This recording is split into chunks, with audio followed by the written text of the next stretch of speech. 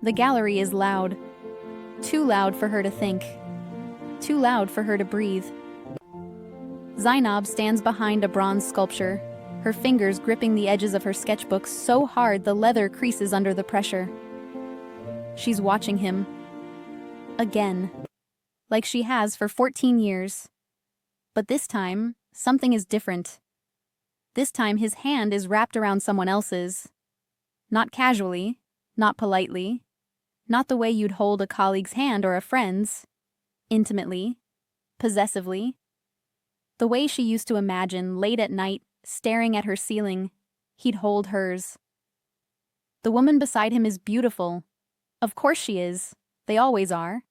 But this one, Hana, is different. Polished in a way that speaks of old money and careful grooming. Her laugh is soft and musical, the kind that makes people turn their heads. She leans into him, and Joon Park, the man Zainab has loved since she was 17 years old, smiles down at her like she's the only person in the room. Zainab's chest tightens. She tells herself to look away, to turn around, to leave. But she can't. She's frozen, trapped in this moment, watching the man she's loved for more than a decade hold another woman the way she's dreamed about for years. Hana says something. Zainab can't hear it over the crowd, over the clinking glasses and pretentious art talk, but she catches fragments. "Your hands feel warm," Hana says, her voice carrying just enough for Zainab to hear. "Like you've known me forever." Joon doesn't hesitate. He doesn't look uncomfortable or caught off guard. He just smiles. That smile, the one Zainab used to think was reserved for moments that actually mattered. "Maybe I have," he says. And something inside Zainab shatters. Not loudly, not dramatically, just quietly, irrevocably, completely. Her hands go numb. The sketchbook slips. It hits the marble floor with a crack that cuts through the ambient noise like a gunshot. Heads turn. A few people glance over, mildly curious, before returning to their conversations. But Joon turns. Of course he does, and their eyes meet across the crowded gallery. For a moment, neither of them moves. He looks surprised, confused, like he didn't expect her to be here even though he promised he'd come. Even though this is her exhibition, her moment, her work on these walls. And for the first time in 14 years, Zainab sees it, really sees it. The truth she's been avoiding. He knows how to love someone. He's always known. He's capable of intimacy, of tenderness, of choosing someone and making them feel like they're the center of his universe. He just never chose her. Zainab whispers, barely audible even to herself. 14 years, and he never held mine like that. Hello, lovelies. Welcome to Afro-Korean Story Vault, the hub of great stories. If you've ever loved someone who treated you like an option, stay with me. Because this story doesn't end the way you think it will. And it definitely doesn't end the way Zainab thought it would.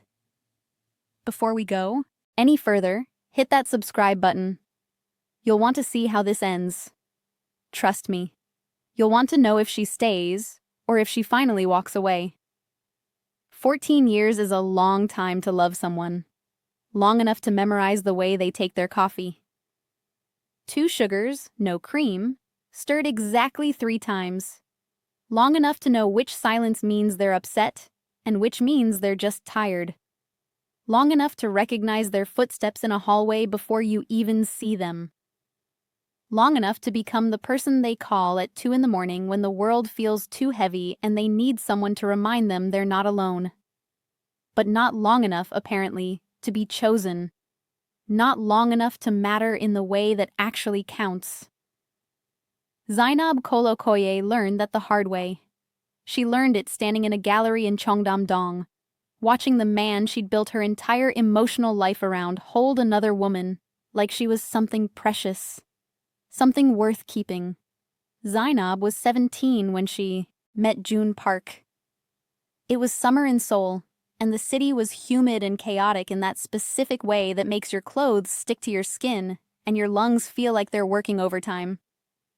She was new, fresh from Lagos, awkward in her school uniform that didn't quite fit right, trying to navigate a language she barely spoke and a culture that felt like a puzzle with half the pieces missing.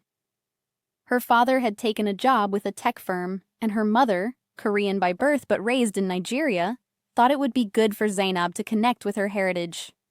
But heritage is a complicated thing when you don't speak the language fluently, and your classmates look at you like you're a curiosity at best and an outsider at worst. Joon was the opposite of everything she was. Effortless. Confident. The kind of boy who walked into a room and claimed it without trying, without even knowing he was doing it. His father owned half of Gangnam's tech district. His mother was a celebrated art curator, whose name appeared in magazines and whose opinion could make or break an artist's career. He was destined for something big, something untouchable, something that people like Zainab could only watch from a distance. And yet, somehow, he noticed her. Not romantically, not at first, but he noticed. When she sat alone at lunch, picking at her food and trying to make herself invisible, he sat across from her. Just sat down, uninvited, like it was the most natural thing in the world. When she stumbled over Korean grammar, conjugating verbs incorrectly and mixing up formal and informal speech, he corrected her gently, without mockery, without making her feel stupid. When she showed him her sketches, rough, unpolished drawings of Seoul's skyline done in the margins of her notebooks, he didn't laugh. He didn't dismiss them as the doodles of a bored student. He said, "You see things differently." It was the first time someone made her feel like being different wasn't a flaw. Like maybe, just maybe, it was something valuable. They became friends, best friends. The kind of friendship that develops fast and runs deep. The kind that blurs every line except the one that mattered most. He told her things he didn't tell anyone else. About the pressure from his father to take over the business, to be groomed and polished and turned into a perfect heir. About the women his mother paraded in front of him at galas, daughters of business partners and politicians, women who were beautiful and accomplished and entirely wrong for him. About how sometimes, late at night, he felt like a product being prepped for market rather than a person with his own wants and needs.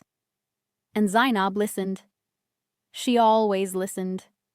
She became his safe place, his constant. The person who stayed when everyone else left or disappointed him, or wanted something from him he wasn't willing to give. But love, real love, doesn't ask for permission. It doesn't wait for the right moment or the perfect circumstances. It just happens. And for Zainab, it happened quietly, slowly, like ink bleeding into paper. Somewhere between late-night phone calls where they talked about everything and nothing. Somewhere between inside jokes that only they understood. Somewhere between watching him date other women and pretending it didn't hurt. She fell. Hard. Hopelessly. Completely. And she never said a word. University came and went. Joon studied business at Yonsei, following the path his father laid out for him, even though Zainab knew he wasn't passionate about it. Zainab pursued fine arts at Hongik, throwing herself into painting and sculpture and mixed media, finding in art the voice she couldn't seem to find in real life. They stayed close. Impossibly close. He'd show up at her studio unannounced, leaning against the doorway with that lopsided grin that made her heart skip, asking if she had time for coffee. She always did. Even when she didn't, even when she had deadlines or critiques or 1,000 other things that should have taken priority. She always made time for Joon Park. He went through women like seasons. Minji, the law student with the sharp tongue and sharper ambition. Sujin, the influencer with hundreds of thousands of followers and a smile that looked perfect in every photo. Yoonji, the pianist whose fingers moved across keys with the kind of precision Zainab envied. Each one beautiful, each one accomplished, each one temporary. And every time one of them left, every time his heart broke in that performative way that didn't quite reach his eyes, Zainab was there. She'd sit with him in dimly lit bars in Hongdae, letting him vent, letting him process, letting him heal just enough to do it all over again with someone new. "You're the only one who really knows me," he'd say, his voice slightly slurred from soju, his eyes unfocused. And she'd smile. A small, sad smile that he never noticed because he wasn't looking. Not really. Because what else could she do? Tell him the truth? That she knew him because she studied him like he was a masterpiece she was trying to recreate? That every failed relationship of his was a reminder that she wasn't even in the running? That she'd been in love with him since she was 17, and every year that passed made it harder to breathe?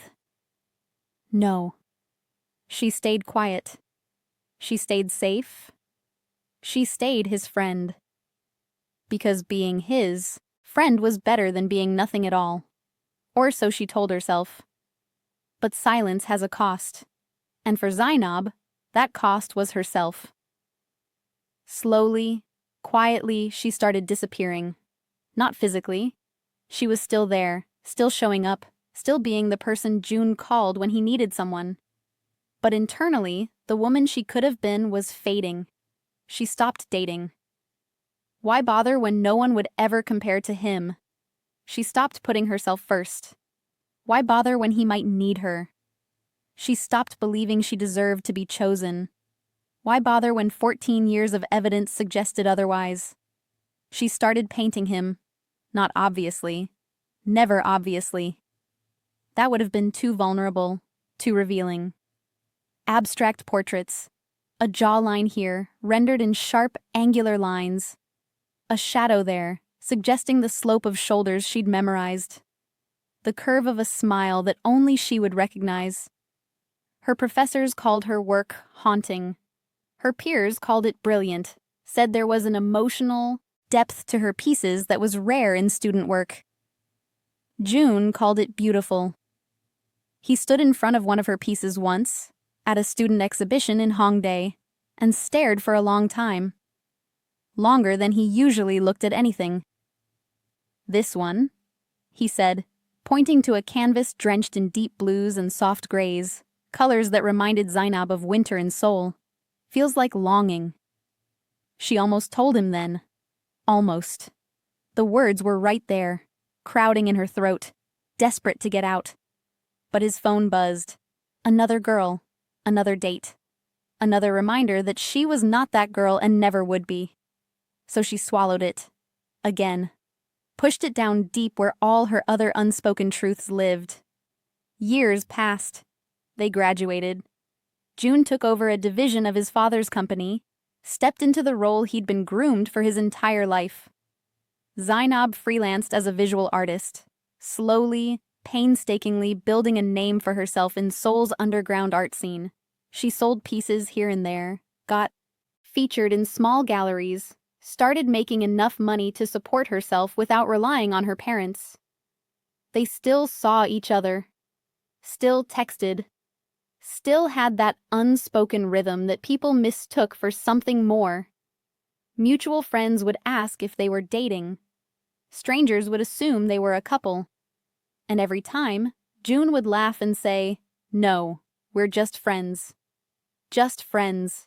The two words that defined Zainab's entire existence. But it wasn't more. It was never more. Not for him. And Zainab was tired. So deeply, bone-achingly tired.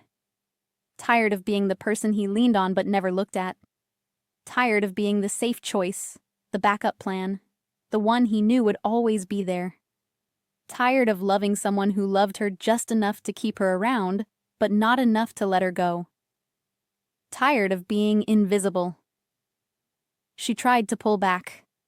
Slowly. Testing the waters to see if he'd even notice. She'd take longer to respond to his texts. Hours instead of minutes. Then a day. Then 2. She'd decline invitations, say she was busy, had a deadline, wasn't feeling well. Create space between them to see if he'd miss her, if he'd fight for her, if he'd realize what he was losing. But Joon always pulled her back in, not maliciously, not consciously. He just expected her to be there, expected her orbit to remain unchanged. And she always came back, always caved, always convinced herself that maybe this time would be different. Maybe this time he'd see her. Until that night. The gallery opening was supposed to be a celebration. Zainab had 3 pieces featured in a group exhibition in Apgujeong. Small, yes, but significant. A step forward in a career that had been built on incremental progress and sheer stubbornness. Joon promised he'd come. He always promised. And he rarely followed through. Usually he'd text an hour after it started with some excuse. Work ran late. Traffic was bad. Something came up. And Zainab would smile and say it was fine, no problem, even though it always was. But this time, shockingly, he showed up. But he didn't come alone. Hanaseo walked in beside him, and Zainab felt the air shift. Felt the way people's attention redirected, pulled like gravity toward the couple in the doorway. Hana was everything Zainab wasn't. Polished in a way that spoke of expensive salons and personal stylists. Poised in a way that suggested finishing schools and etiquette classes. The kind of woman who wore confidence like couture, who moved through spaces like she was born to occupy them. She was from one of Seoul's old money families, the kind of people who had been wealthy for generations and knew how to wield that wealth with subtlety and precision. And she was beautiful. Objectively, undeniably beautiful.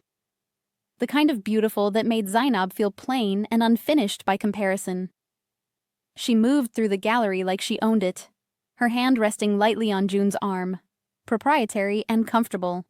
And Joon looked at her the way Zainab had always wanted to be looked at. Like she mattered. Like she was the center of something important. Like she was chosen. Zainab stood near her own artwork, one of her abstract portraits, and felt invisible.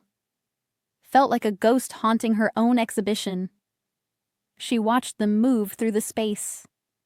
Watched Hana laugh at something Joon whispered, her head tilting back, exposing the elegant line of her throat. Watched him pull her closer when the crowd thickened, his hand on the small of her back, protective and intimate. Watched him be present in a way he never was with anyone.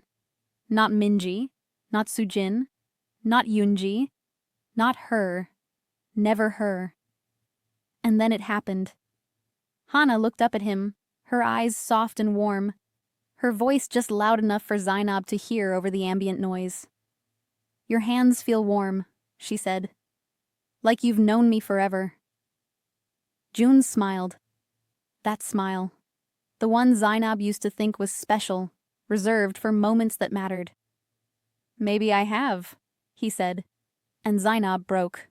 Not loudly. Not dramatically. She didn't cry or scream or make a scene. She just broke. Quietly. Internally. Completely. The sketchbook slipped from her hands. It hit the marble floor with a crack that seemed too loud, too final.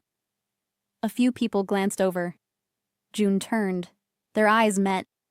And in that moment, in that single, devastating moment, Zainab understood something she'd been avoiding for 14 years. He was capable of love. Deep, real, consuming love. The kind of love that shows up and pays attention and holds hands in public and whispers sweet things in crowded galleries. He just wasn't capable of it with her. She didn't cry. Didn't make a scene. Didn't walk over and interrupt their moment. She picked up her sketchbook, excused herself to no one in particular, and walked out of the gallery. Out of the noise. Out of his orbit. Out of the life she'd built around him.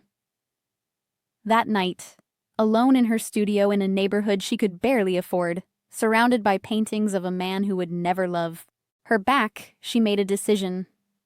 She opened her phone, found his contact. Joon Park. 14 years of messages, thousands of texts, years of late-night calls and inside jokes and moments that meant everything to her and probably nothing to him. And she deleted it. No explanation, no goodbye, no final message to give him closure or warning or a chance to talk her out of it. Just gone. Joon didn't notice at first. Why would he? Zainab was always there. Constant, reliable, predictable. A fixture in his life that he never questioned because it never occurred to him that it might change. He sent a text 2 days later. Something casual. Something normal. You disappeared at the gallery. Everything okay? The message didn't deliver. A small red exclamation mark appeared next to it. He frowned. Tried again. Same result. He tried calling. Straight to voicemail. He checked social media. She'd unfollowed him. Blocked him, maybe. He didn't understand. What happened? What changed? They were fine. They were always fine. He asked mutual friends. Did something happen with Zainab? Is she okay? No one knew, or if they did, they weren't saying. Some looked at him with something like pity. Others just shrugged. Days turned into weeks. Weeks into months. And slowly, gradually, the absence of Zainab Kolokoye started to feel like something he couldn't ignore. Like a tooth that's been pulled, and your tongue keeps going back to the empty space, unable to accept that something that was always there is suddenly gone. But by then, she was already gone. Not just from Seoul. From Korea entirely. Zainab moved back to Lagos 6 weeks after that night at the gallery. She didn't tell anyone she was leaving. Didn't make a big announcement or have a going-away party. She just quietly packed up her studio, sold most of her belongings, and bought a one-way ticket. Not out of spite. Not out of heartbreak. Out of necessity. Out of survival. She needed to remember who she was before she became someone's emotional crutch. Before she became someone's almost. Before she became a woman who waited. Lagos welcomed her back like an old friend. Like a lover she'd forgotten she missed. The chaos. The color. The noise and heat and unfiltered, unapologetic energy of a city that didn't apologize for taking up space. She rented a small studio in Yaba, close to the art district. A space with big windows and terrible plumbing and neighbors who played music too loud at 3 in the morning. And she started creating again. But this time, the work was different. Raw. Angry. Free. She painted women who loved too much. Women who stayed too long. Women who gave and gave until there was nothing left. Women who finally walked away. Her pieces started gaining attention. Local galleries reached out. Online art blogs featured her work. A curator from a prestigious gallery in Ikoyi contacted her, curious about the artist behind the intensity. He stood in her studio, looking at a large canvas titled Invisible No More, a piece dominated by deep reds and blacks, a figure emerging from shadow into light. "This piece," he said, his voice quiet with respect. "Who broke you?" Zainab smiled. Not sadly, not bitterly, just honestly. "I did," she said, "by staying." She didn't date seriously, not at first. She wasn't ready. Wasn't sure she'd ever be ready to open herself up like that again. But she let herself be seen, let herself be wanted. Not as a backup, not as a comfort. Not as the reliable friend who would always be there. As a choice. As a woman worth pursuing. It felt foreign, strange. Like wearing clothes that didn't quite fit. But good. In a way she hadn't expected. She went to rooftop bars in Lekki, places that overlooked the ocean, where the breeze was warm and salty. She laughed with strangers who became friends. She let a man buy her dinner without feeling like she owed him her entire history, her trauma, her explanations. She started to understand what it felt like to not carry someone else's emotional weight. And it was lighter than she ever imagined. For the first time in 14 years, Zainab Okoye was building a life that didn't revolve around Joon Park. A life that was hers. Just hers. And she was happy. Genuinely, freely, unexpectedly happy. Back in Seoul, Joon was unraveling. His engagement to Hana lasted 8 months. Long enough for the initial excitement to fade. Long enough for the novelty to wear off. Long enough for her to realize something he didn't want to admit. They were sitting in his apartment, the one in Cheongdam-dong with floor-to-ceiling windows that overlooked the city, the lights of Seoul glittering like stars below them. It should have been romantic. It wasn't. "You were never fully mine," Hana said. She wasn't angry, just tired, just done. "There's someone else," she continued. "Not physically.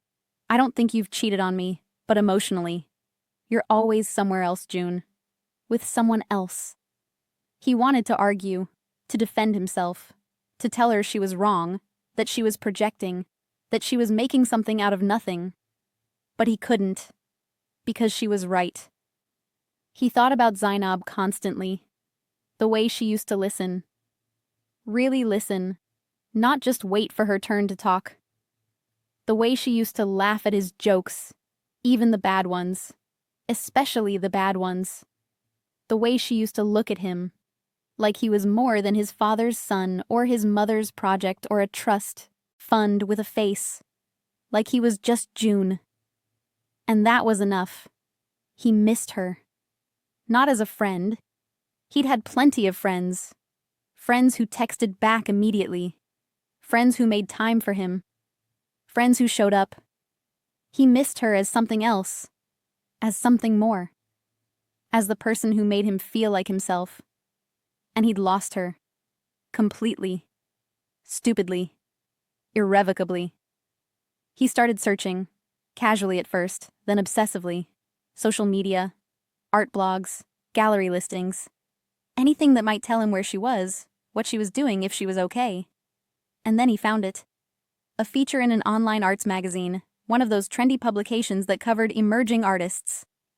The headline read, "Emerging Nigerian Artist Takes Lagos by Storm." There she was, Zainab. Her work displayed in full color. Pieces he didn't recognize. Pieces that were bolder and angrier and more alive than anything she'd created in Seoul. And her face in the corner of the article, smiling in a way he didn't recognize. Free. Unguarded. Happy. The article mentioned an upcoming exhibition. Lekki. Lagos. 2 weeks away. Joon didn't think. Didn't plan. Didn't consider that maybe showing up unannounced was a terrible idea. He just booked a flight. Lagos hit him like a wall. The heat was oppressive, thick and humid in a way that made his clothes stick to his skin within minutes of stepping off the plane. The noise was overwhelming. Car horns and music and vendors shouting and the general chaos of a city that never stopped moving. He'd never been to Nigeria before. Never needed to. But now, sitting in the back of a taxi navigating traffic that seemed to operate on rules he didn't understand, he felt out of place. Unprepared. The exhibition was in a gallery in Lekki Phase 1, a trendy space with white walls and polished concrete floors. It was already packed when he arrived. Local artists mingling with collectors. Young people in colorful traditional wear mixed with others in Western designer clothes. Music played softly in the background, something with drums and a rhythm he didn't recognize but could feel in his chest. He pushed through the crowd, scanning the room. And then he saw her. Zainab stood near the back of the gallery, talking to a small group of people, her hands moving animatedly as she explained something about one of her pieces. She looked different. Her hair was longer, natural, pulled back in a way that framed her face. Her clothes were more relaxed. A flowing dress in bright Ankara print. Patterns that would have looked out of place in Seoul but looked perfect here. But it was more than that. She looked lighter. like a weight had been lifted, like she was taking up space in a way she never had before. And when she turned, when her eyes found his across the crowded room, everything stopped. She didn't smile, didn't run to him, didn't look surprised. She just stared, and in that stare, Joon saw everything he'd been too blind to see before. The years of waiting, the patience, the hope that slowly died, the hurt he'd caused without meaning to. Or maybe he had meant to. Maybe keeping her close but never close enough was a choice he'd made over and over again. He walked toward her slowly, carefully, like approaching something fragile that might break or bolt. The group she was with faded away, sensing the tension, giving them space. When he finally stood in front of her, close enough to smell her perfume, something floral he didn't recognize, he didn't know what to say. So he said the truth. I didn't know what I had. Zainab didn't blink. Her voice was steady, calm, cold. No, she said quietly. You knew. You just didn't choose it. The words cut deeper than he expected.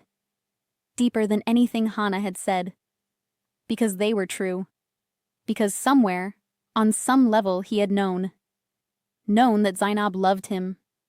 Known that she'd wait. Known that he could call her at 2 a.m. and she'd answer. Known that he could show up with his heart broken by someone else and she'd put it back together. He'd known. And he'd used it. Used her. I was an idiot, he said. She nodded. Yes, you were. He tried to smile, tried to lighten the moment, tried to find the rhythm they used to have. But it was gone, and she didn't let him off the hook. Why are you here, Joon? Her voice wasn't cruel, just direct. He swallowed hard, because I realized you were the only person who ever really saw me, and I took that for granted. You took me for granted, she corrected, not harshly, just factually. He nodded. I did, and I'm sorry. I'm so sorry. She looked at him for a long time, long enough that he started to hope, started to think maybe there was a chance. And then she walked past him, not brushing against him, careful not to make contact, and headed for the exit. He followed. Of course he followed. They ended up on the beach, Bar Beach, though the gallery crowd called it Lecky. The waves were loud and relentless, crashing against the sand with a rhythm that felt eternal. The sun was setting, painting the sky in oranges and pinks and purples that looked fake, like a painting. She stood at the edge of the water, arms crossed, staring out at the horizon. He stood a few feet behind her, giving her space, afraid that if he got too close, she'd disappear again. I waited for you, she said finally, her voice barely audible over the waves. For 14 years, I waited. I listened to you talk about other women. I held you when they left. I pretended it didn't kill me every single time. Her voice cracked. Not from weakness, from truth. From finally saying the things she'd kept locked inside for more than a decade. And you never once looked at me the way you looked at them. Not once. Joon felt something break inside him. Something he didn't know was there until it shattered. I didn't know. Stop, she interrupted, turning to face him. Tears streaming down her face, reflecting the last light of the sunset. Stop saying you didn't know. You knew. You just didn't care enough to do anything about it. He stepped closer. Zainab. I loved you, she said, her voice stronger now, more certain. I loved you so much it hurt to breathe. I loved you so much I forgot how to love myself. And you loved the idea of me. The version of me that asked for nothing. That stayed no matter what. That was always there when you needed someone but never needed anything back. But that's not love, Joon. That's convenience. That's comfort. That's using someone. He wanted to argue. To tell her she was wrong. that he'd loved her, that he just hadn't realized it until it was too late. But maybe that was the problem. Maybe love that comes too late isn't love at all. Maybe it's just regret dressed up in pretty words. He dropped to his knees in the sand. Not theatrically. Not for show. Not because he thought it would change her mind, but because the weight of what he'd done, what he'd lost, what he'd destroyed through his own selfishness and blindness, finally hit him. "I'm sorry," he whispered. "I'm so sorry. Tell me what to do. Tell me how to fix this." She looked down at him, this man she'd loved for so long it had become part of her identity, and felt nothing. Not anger. Not love. Not even hate. Just exhaustion. Just a deep, bone-deep tiredness. "I forgive you," she said softly. "I do. But that doesn't mean I'm coming back." He looked up at her, desperation flooding his eyes, making them shine in the fading light. "Can we start again? Can we try? I'll do it right this time. I'll choose you. Every day. I love you, Joon," she interrupted. Her voice was gentle but firm. Final. "I probably always will. Some part of me will always love the boy who sat with me at lunch when I was alone, who made me feel like being different was okay. But I love myself more now. And I can't go back to being the person who waited. The person who made herself smaller so you'd have room. The person who convinced herself that being your friend was enough when it was slowly killing her. I won't." He stayed on his knees as she walked away. Watched her figure get smaller against the backdrop of the ocean, the sky now dark, the stars beginning to appear. And for the first time in his life, Joon Park understood what it felt like to lose something irreplaceable. Not because it was taken from him, but because he'd thrown it away without realizing its value until his hands were empty. Zainab didn't look back. Not really. She paused once, at the edge of the beach where the sand met the road, and glanced over her shoulder. He was still there, still kneeling, still broken, and she smiled.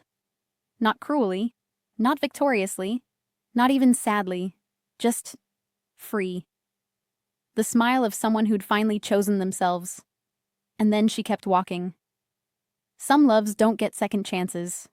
Not because they don't deserve them, not because the love wasn't real, but because the person who gave everything, who waited and hoped and made themselves invisible, finally learned they deserved more than crumbs.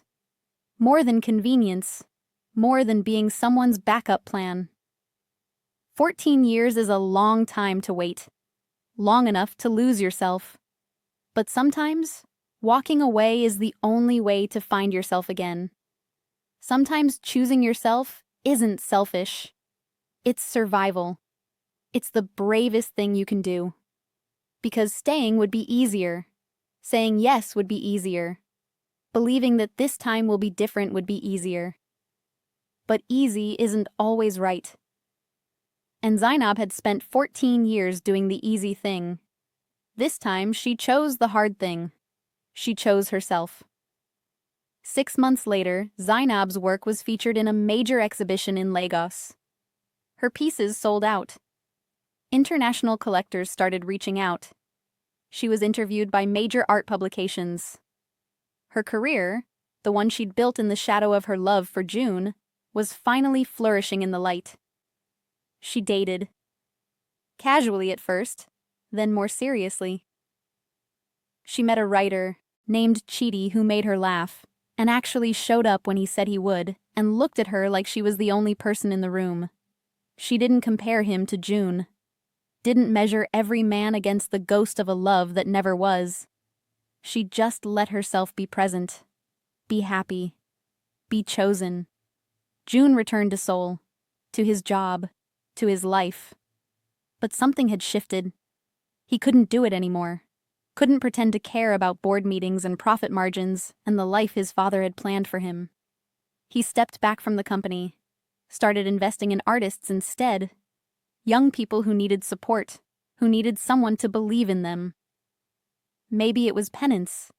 Maybe it was an attempt to fill the hole Zainab had left. Maybe it was just him finally figuring out who he was supposed to be. He thought about her often, saw her name in articles sometimes, her work gaining recognition. He never reached out. He knew better now. Knew that some doors, once closed, should stay closed.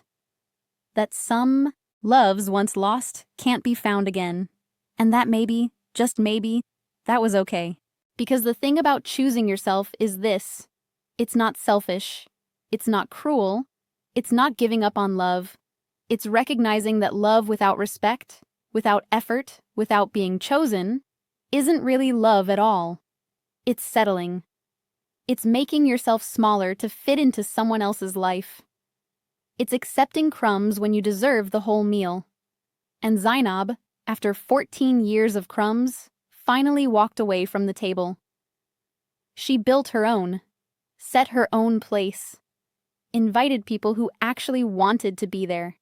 And she was happy, not despite walking away, because she walked away. Because she finally learned that the most important love, the one that makes all the others possible, is the love you have for yourself. The love that says, I deserve more. I deserve better. I deserve to be chosen.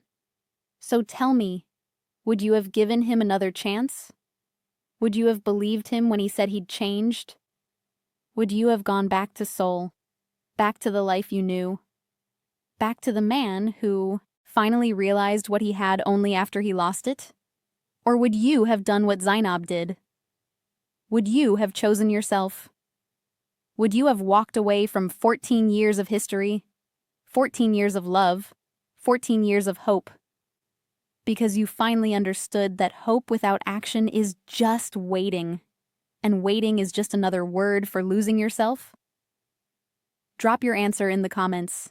Tell me your story. Because I know some of you have been where Zainab was.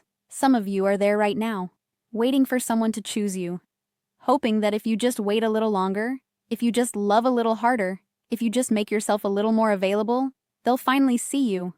But here's the truth they don't tell you in romantic comedies. The truth they don't write in love songs. Sometimes the person you're waiting for will never choose you. Not because you're not good enough, not because you're lacking something, but because they're comfortable with the arrangement. Because having you in their life without the commitment, without the work, without the vulnerability that real love requires, is easier. And as long as you stay, as long as you wait, they have no reason to change. Why would they? They get all the benefits of your love, your support, your presence, without having to give anything back, without having to risk anything, without having to choose. And that's what Zainab finally understood on that beach in Lagos, that Joon's apology, his regret, his sudden realization, it didn't change the fact that he'd had 14 years to choose her. 14 years of opportunities. 14 years of moments where he could have seen her, really seen her, and decided she was worth the risk. But he didn't. And his apology now, his desperation now, it wasn't about her.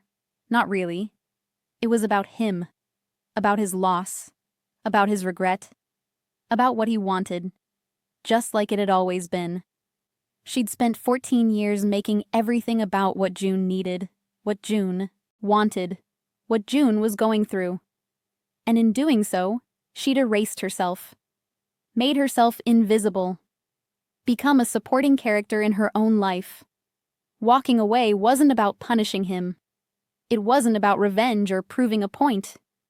It was about finally, after 14 years, making a choice for herself. Choosing her own happiness over his comfort. Choosing her own worth over his convenience. Choosing to believe that somewhere out there was a love that didn't require her to disappear. A love that saw her, that chose her, that showed up for her the way she'd shown up for everyone else. And that takes courage. More courage than staying. More courage than going back. More courage than believing that this time will be different. Because walking away from someone you love is one of the hardest things you'll ever do, especially when they're finally saying the things you've wanted to hear for years. Especially when they're on their knees, broken, promising to change. Especially when some part of you, that part that's been waiting for 14 years, wants to believe them. But Zainab had learned something in Lagos. Something she couldn't have learned in Seoul, trapped in the orbit of Joon Park. She learned that she was whole without him. That her art didn't need to be about longing and invisibility and unrequited love.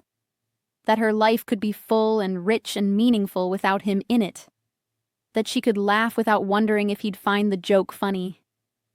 That she could create without imagining his reaction. That she could exist, fully and completely, without needing his validation. And once you learn that, once you really understand that you are complete on your own, going back becomes impossible. Not because you don't love them anymore, but because you love yourself more. There's a difference between being alone and being lonely. Zainab had been lonely for 14 years, surrounded by people, surrounded by Joon, but completely alone in her love, invisible in her wanting. Now, in Lagos, building a life that was entirely her own, she was alone sometimes. But she wasn't lonely, because she had herself. And that, she'd learned, was enough. More than enough. It was everything. Some people will tell you that's cynical, that giving up on love, walking away from someone who says they've changed, is pessimistic, that everyone deserves a second chance. But here's what they're not telling you. You don't owe anyone your pain. You don't owe anyone your time. You don't owe anyone a second chance, especially when they wasted the first one. Especially when they had not just one chance, but thousands. Every day for 14 years was a chance. Every late-night phone call, every coffee date, every moment she was there, present, available, loving him. Those were all chances, and he chose not to take them. So when Joon showed up in Lagos, when he dropped to his knees in the sand and begged for another chance, Zainab wasn't being cruel by walking away. She was being honest. Honest with him, yes, but more importantly, honest with herself. She was admitting that going back would mean undoing all the growth, all the healing, all the self-discovery she'd done in those months away from him. It would mean making herself small again, making herself available again, making herself invisible again. And she'd worked too hard to find herself to lose herself again, even for him, especially for him. The hardest part about walking away from someone you love isn't the moment you leave. It's not the dramatic confrontation, or the tearful goodbye, or the closed door. The hardest part comes later, in the quiet moments, when you're alone and you start to second-guess yourself, when you wonder if you made the right choice. When you think about all the history you shared, all the good moments, all the what-ifs. When your phone buzzes and for a split second you hope it's them, even though you know it won't be, even though you made sure it couldn't be. That's when walking away gets hard. That's when you have to choose yourself again. And again. And again. Every day. Every moment. Every time the doubt creeps in. But here's what Zainab learned. And here's what I want you to understand if you're in a similar situation. If you're waiting for someone to choose you. If you're holding on to someone who keeps you close, but never close enough. If you're making yourself available for someone who only wants you when it's convenient. The doubt, the second-guessing, the what-ifs, they fade. Slowly, but they fade. And what replaces them is something stronger. Something better. Peace. Self-respect. The quiet confidence that comes from knowing you chose yourself. That you didn't settle. That you didn't accept less than you deserved just because it was familiar or comfortable or because you'd already invested so much time. There's a concept in economics called sunk cost fallacy. It's the idea that we continue investing in something, even when it's not working, because we've already invested so much that walking away feels like waste. Like all that time, all that effort, all that love was for nothing. But that's not how life works. That's not how love works. The time Zainab spent loving Joon wasn't wasted. It taught her what she didn't want. It taught her what love shouldn't feel like. It taught her that being chosen matters. That reciprocity matters. That you can love someone with your whole heart and still walk away if that love is destroying you. Those are valuable lessons. Painful, yes, but valuable. And walking away doesn't erase them. It honors them. It says, I learned from this. I grew from this. And now I'm choosing something better. 6 months after that night on the beach, Zainab woke up in her apartment in Ikoyi. She'd moved out of the tiny studio in Yaba, upgraded to a larger space with better light, better ventilation, a neighborhood that was quieter. Her career had exploded in ways she never imagined. Her work was being discussed in international art circles. She had commissions lined up for months. She was making more money than she ever had. But that's not what made her happy. What made her happy was simpler than that. She woke up and didn't immediately think about Joon. Didn't check her phone hoping for a message that wouldn't come. Didn't wonder what he was doing, or if he was thinking about her, or if he regretted losing her. She woke up and thought about her day, about the piece she was working on, about the lunch she had planned with friends, about herself. And that simple shift, that's what freedom looks like. Chidi, the writer she'd been seeing, stayed over sometimes. Not every night.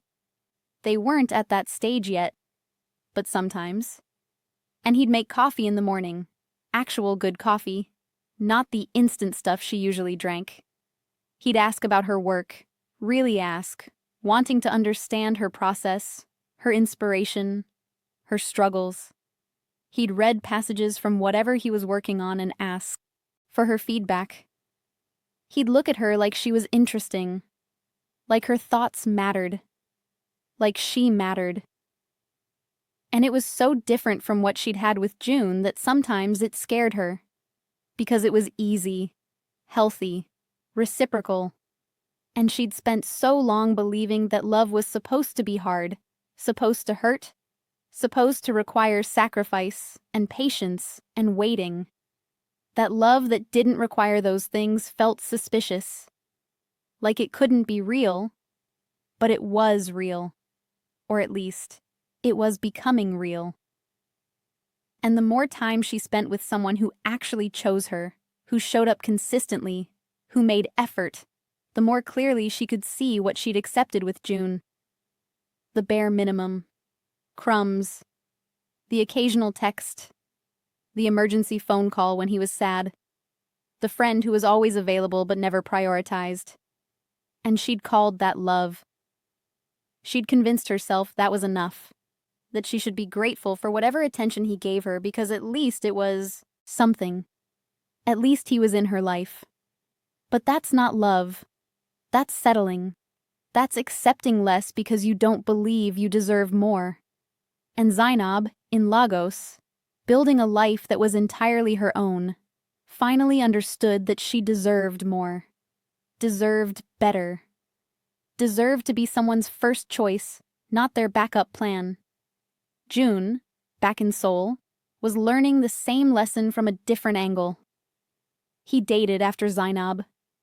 Tried to move on.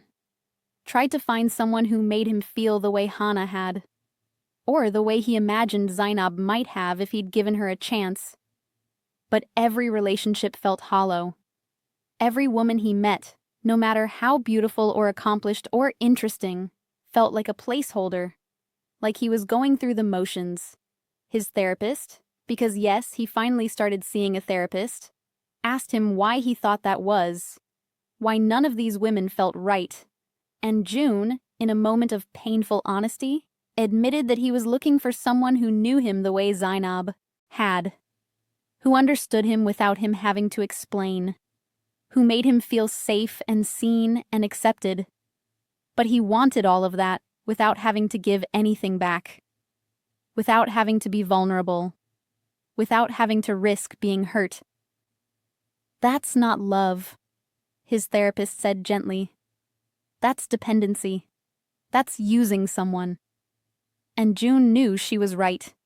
He'd spent 14 years depending on Zainab's love without ever reciprocating it, taking her support without offering his, keeping her close enough to benefit from her presence but far enough away to avoid commitment. And he'd convinced himself that was friendship, that he was being honest by not leading her on, by keeping things platonic. But the truth was, he'd known. On some level, he'd always known. Known that she loved him. Known that she'd wait. Known that he could have her whenever he wanted. And he'd chosen not to want her. Not because she wasn't good enough, but because it was easier, safer, less risky. He could have her support, without the vulnerability. Her love without the commitment. Her presence without the work. And now she was gone. Truly, completely gone. He'd seen recent photos online. Her at gallery openings, her with friends, her with some guy, a writer apparently, who looked at her like she hung the moon. And she looked happy. Genuinely happy. The kind of happy he'd never seen when she was with him. And it hurt. Not because he loved her. Or maybe he did. He didn't know anymore. But because he'd lost something he'd taken for granted. Something he'd assumed would always be there. And now it wasn't. And no amount of regret or apology or grand gesture could bring it back. Because the thing about burned bridges is this. Sometimes they stay burned. Sometimes that's exactly what needs to happen. Not for punishment, but for protection, for growth, for survival. Zainab didn't hate Joon. She'd gotten past that. Hate requires energy, requires attention, requires caring. And she didn't care anymore. Not in the way she used to. She cared in the way you care about someone who used to be important. Someone who shaped you. Someone who taught you lessons, even if those lessons were painful. But she didn't care in the way that mattered. She didn't wonder if he was happy. Didn't hope he was sad. Didn't wish things had been different. She'd made peace with what happened. Made peace with the fact that she'd loved someone who couldn't love her back. Made peace with the years she'd spent waiting. Made peace with herself. And that peace, that acceptance, that's what allowed her to move forward. To build something new. To be open to love that actually loved her back. Because here's the thing about healing. It's not linear. It's not a straight line from hurt to happy. It's messy. It's complicated. Some days you wake up and you're fine. Better than fine. You're good. You're thriving. You've forgotten what it felt like to hurt. And then something happens. A song comes on. You see something that reminds you of them. You smell a cologne that's similar to the one they wore, and suddenly you're right back there, in that moment, in that pain. But here's what's different. You don't stay there. You feel it. You acknowledge it. And then you let it go. You remind yourself why you left. Why you chose yourself. Why going back would be a betrayal of everything you've built. And you keep moving forward. That's healing. Not the absence of pain, but the presence of something stronger. The presence of self-love, self-respect, self-worth. A year after she left Seoul, Zainab was invited to do a TED Talk about her art, about her journey, about finding her voice.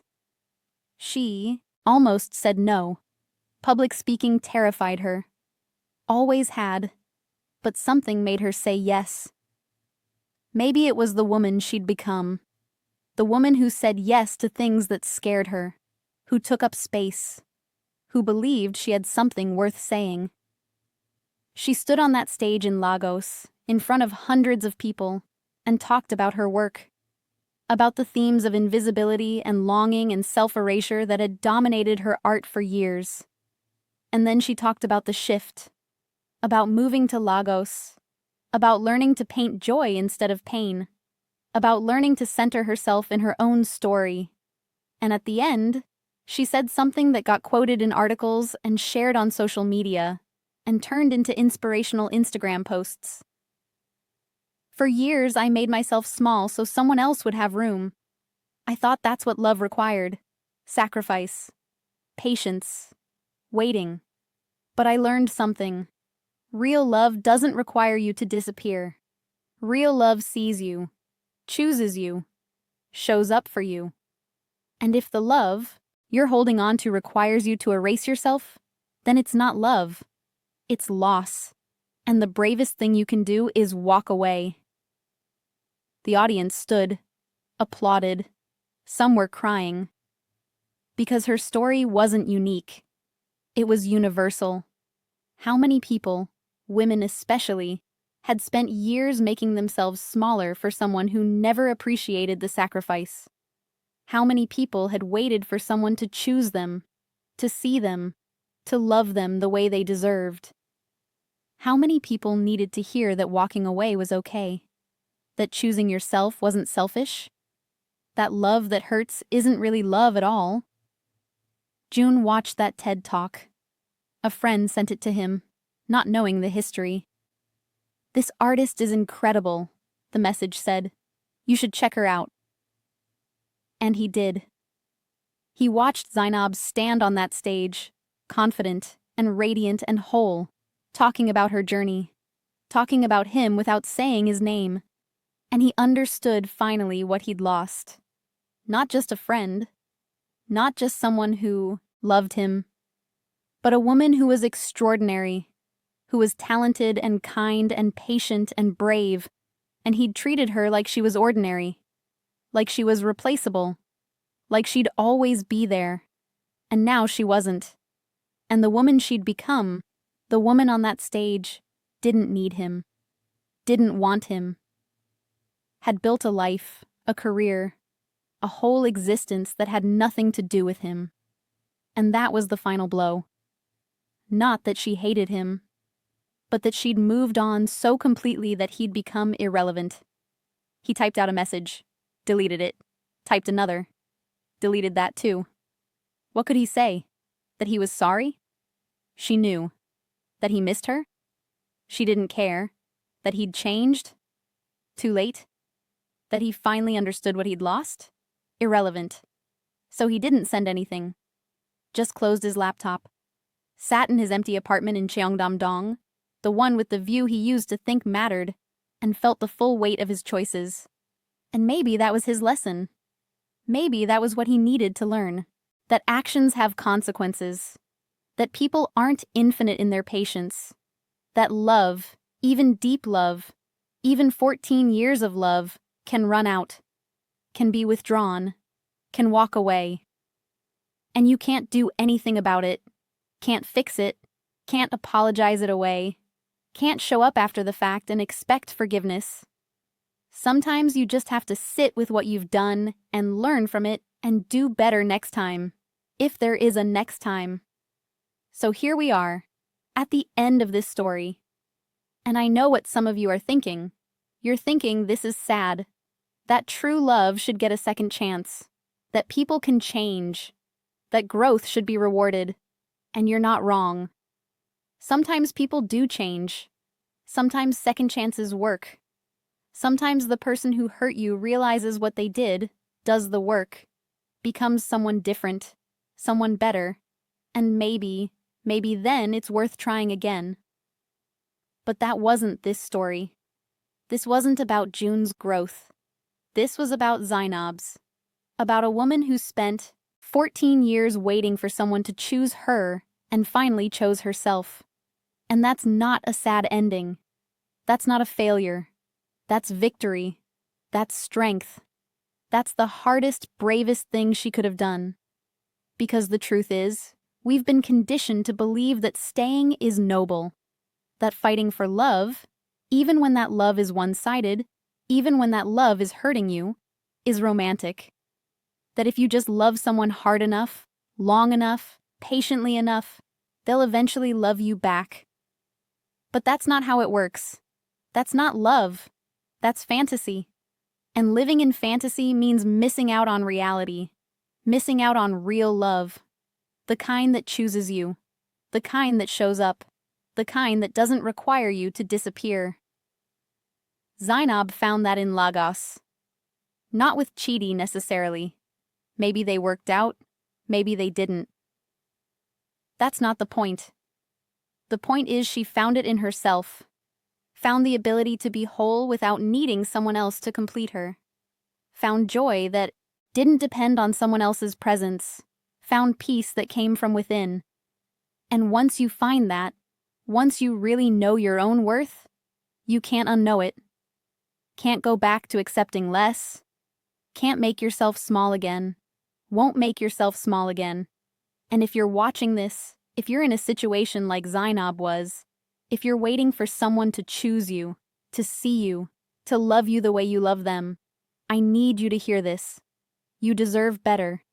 You deserve someone who doesn't make you wait, who doesn't keep you as an option, who doesn't take you for granted. You deserve someone who chooses you, every day, without hesitation, without doubt.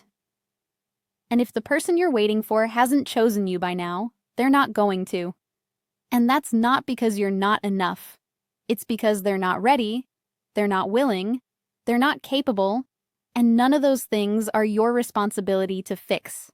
Your responsibility is to yourself, to your own happiness, to your own life, and sometimes that means walking away from someone you love, because loving them is costing you yourself, and no love is worth that price. So would you have stayed? Would you have given Joon another chance? Would you have believed that this time would be different? Or would you have done what Zainab did? Would you have walked away? Would you have chosen yourself? I want to know. Drop your answer in the comments. Tell me your story. Because I know some of you have lived this. Some of you are living it right now. And maybe, just maybe, reading about Zainab will give you the courage to make your own choice. To stop waiting. To stop hoping. To stop making yourself smaller. To walk away. To choose yourself. And if this story resonated with you, if it hit home, if it made you feel something, hit that like button. Subscribe to Afro-Korean Story Vault, the hub of great stories. Because there are more stories like this. More truths that need to be told. More reminders that you are enough, exactly as you are, and you don't need someone else to validate that. You just need to believe it yourself. 14 years is too long to wait. But it's never too late to choose yourself. Remember that. Carry that with you. And if you need to hear it one more time, I'll say it again. You are enough. You deserve to be chosen. And if someone isn't choosing you, that's not a reflection of your worth. That's a reflection of their priorities. And you deserve to be someone's priority. Not their option. Not their backup plan. Not their convenient comfort.